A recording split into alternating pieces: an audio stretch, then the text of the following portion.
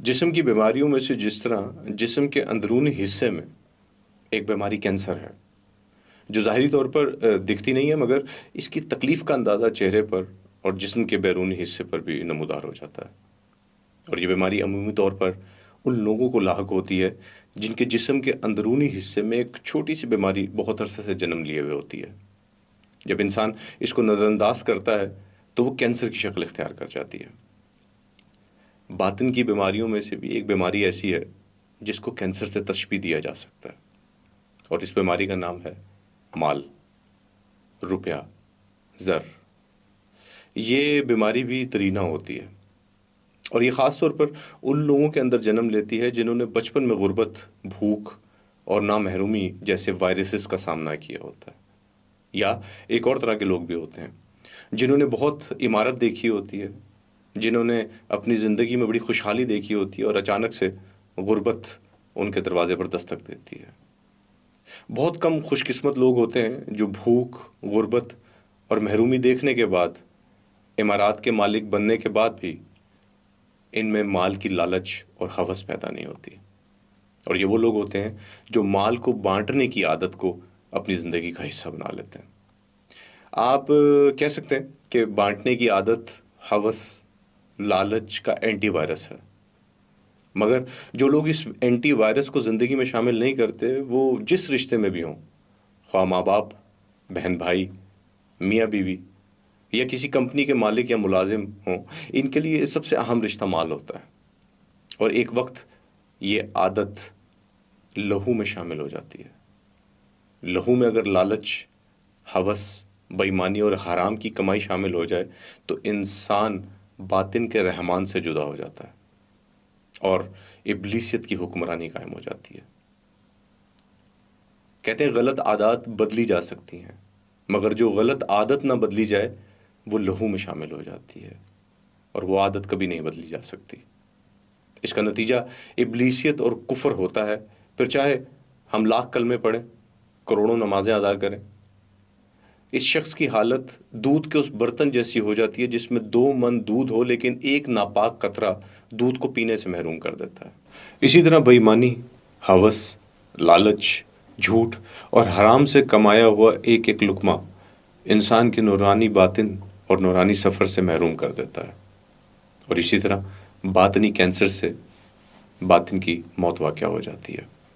اور سوچیں، حرام سے کمانے والے یہ لقمے جب ہم اپنی بیوی، اپنی اولاد کو کھلاتے ہیں تو آنے والی بہت سی نسلیں باطن کی محرومی سے دوچار ہو جاتی ہیں، جس سے نہ تو زندگی میں امن قائم ہوتا ہے، بے چینی مقدر بن جاتی ہے، اور جب انسان میں بے چینی پیدا ہوتی ہے تو خیالات کی لہروں میں ہر وقت دنیا کے خیالات، آنے والے مستقبل کے خوف کے خیالات انسان کی زندگی کو جیرن بنا دیتے ہیں، اور یہ تمام خیالات کا تعلق مال سے محرومی کا خدشہ ہوتا ہے جو انسان کا نصیب بن جاتے ہیں۔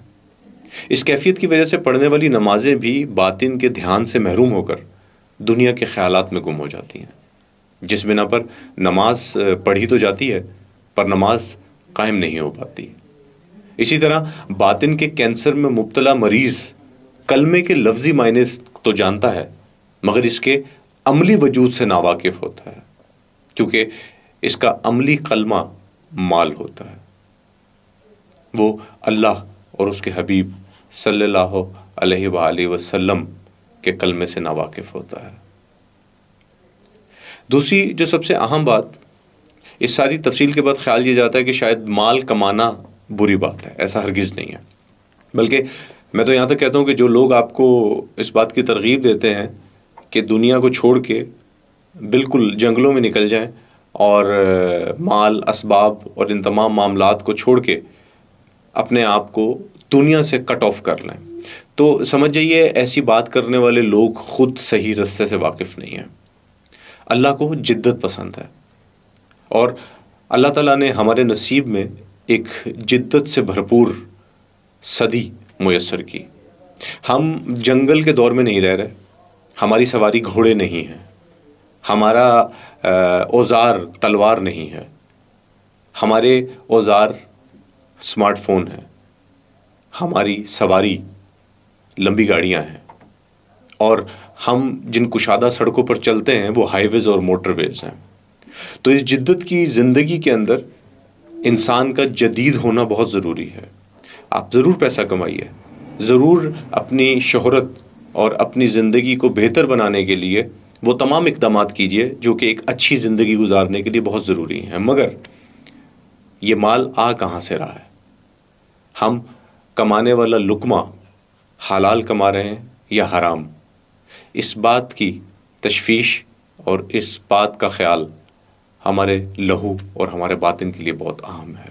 ابراہیم کا ایمان پیدا تو کر، لذت اسلام کا پھر تو مزہ چکھ.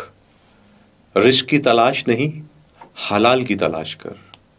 چکھ ذائقہ ابراہیمی کو، لہو میں خدا کا گھر آباد کر. آب زمزم کی توقیر تو بھی جان لے گا ایک دن، بی بی مریم کی طرح پہلے جا کر پیاس کو تلاش کر. آدم کو جس لقمے نے جنت سے پھینک ڈالا، ایسے ناحق خلے سے خود کو آزاد کر. مجھ کو توقیر میسر آئے گی اس دن، لہو کے جوہر میں جا کر لنگر تلاش کر. کعبے میں بیٹھ کر مجھ کو ایسا ارسال ملا، محمد کی وفا میں ضم ہو کر حق کو تلاش کر. قلب سکون کی فضا تجھ کو میسر آئے گی اس دن، مانگی ہوئی جنت سے دوزخ قبول کر. تجھ کو ہے تیرا مرتبہ بخشنا، ناحق کی راہ میں جا کر اشرفی تلاش نہ کر.